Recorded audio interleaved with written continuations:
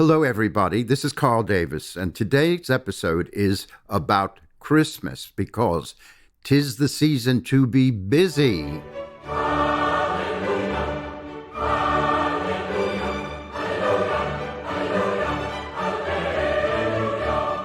For a musician, Christmas is a time to be busy. Umpteen performances of the Messiah all over the country to play for. Carol concerts, concerts outside, concerts in churches, concerts in supermarkets. Everywhere you look, there'll be music. And well, I wanted to talk today about all the different kinds and all the different circumstances. There are concerts in churches, in concert halls, in schools, on street corners, in pubs. Everywhere there's music, and this is always a good time for musicians, until now. I got into Christmas music very early in my musical life. And one of the first pieces I had to learn, assigned to me by my teacher, was a transcription of a Bach chorale called Jesu, Joy of Man's Desiring. Intriguingly, it was arranged by somebody called Dame Myra Hess. And little was I to know that I would learn a great deal about her. It's a tricky piece to play. It's lots of trying to do all the parts in it, but I struggled away and I never forgot it. It was something that once it was in your fingers, you sort of knew it forever. Let's jump from my early piano lessons, age 7, in Brooklyn, to my 18th year in Boston. That was 1955. I was at a conservatory of music that had access to concerts at the very grand Symphony Hall there. And one day it was announced that Dame Myra Hess was going to appear. And I began to know a little bit more about her. I mean, she was regarded in musical circles as rather a lady, and indeed she looked very matronly and grand. I remember the tremendous attack of her opening piece, which was a Mozart sonata in A minor. It was really quite thrilling.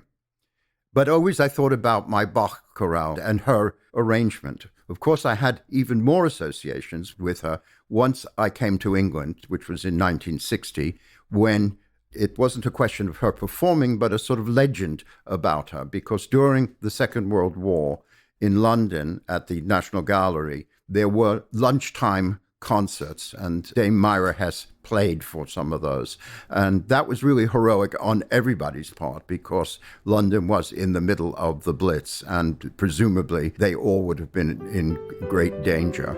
So I had this image of it. And in later years, as my concert career developed in the 1980s, and I'm looking for repertoire because I'm being asked to do Christmas concerts. And so I commissioned David Matthews to do this additional orchestration on top of Bach's orchestration of this chorale.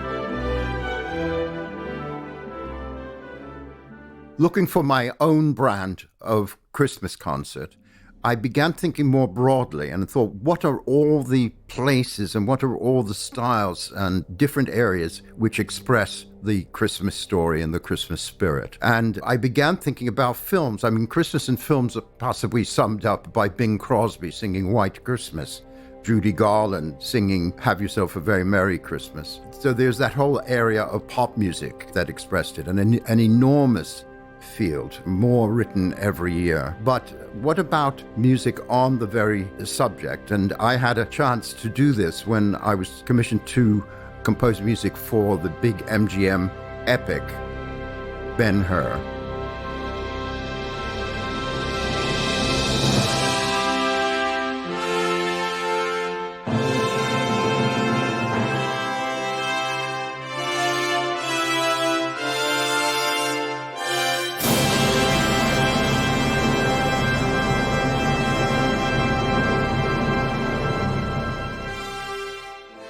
No, I'm not talking about the 1960 version with Charlton Heston, but the much earlier 1925 version, which is silent. but not really silent because it had to have music. And I had my chance because the first 15 minutes of Ben-Hur tells the story of the Nativity. So this was a great treat for me with a big orchestra. My score quoted from Martin Luther's Dresden Amen, also quoted by Wagner and by Mendelssohn. Oh, I was in a great tradition.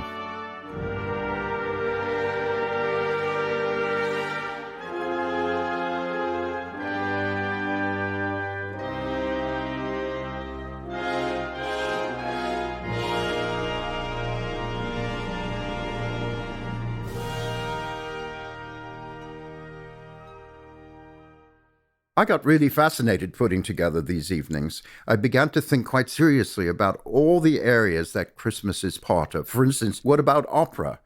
La Boheme's Act 1 and 2 is across Christmas Eve. And if you've got a willing tenor and a soprano, you can do the end of Act 1, and an even more willing soprano to do Musetta's Waltz from Act 2. So that's fun. Ballet is wonderful. Think of the Nutcracker. And I began then to think of my own ballets. I went to the Northern Ballet Theatre and said, what about doing a ballet based on Dickens's novel, A Christmas Carol?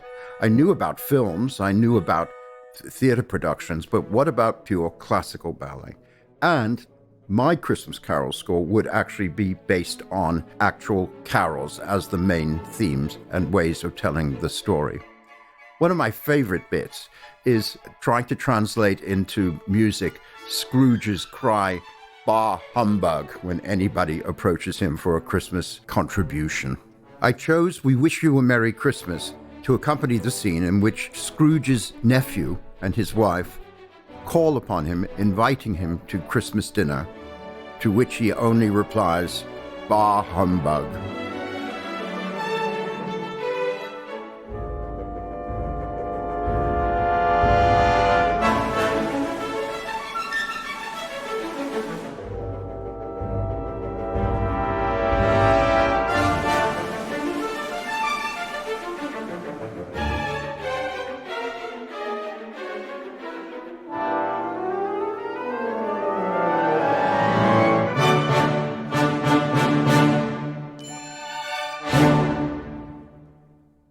Christmas crops up as a main feature of Victorian novels, one of which is Cranford, and I had to underscore a Christmas scene there, because one feature of Christmas is winter.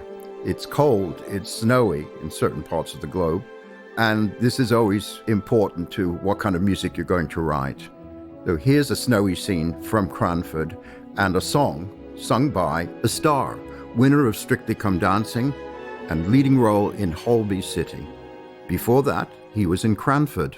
Here's Joe McFadden. Of all the comrades that e'er I had, they're sorry for my going away, and all the sweethearts that e'er I had, they'd wish me one more day to stay.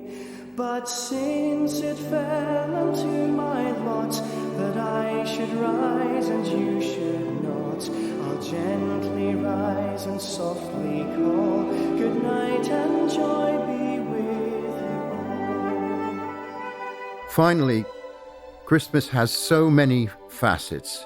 It's the people enjoying the parties, it's also the people not enjoying the parties and who are alone. It's people in safe environments and people who are in danger. They're all touched by the themes of Christmas. And perhaps none more so than a song that was featured in the film Love Actually.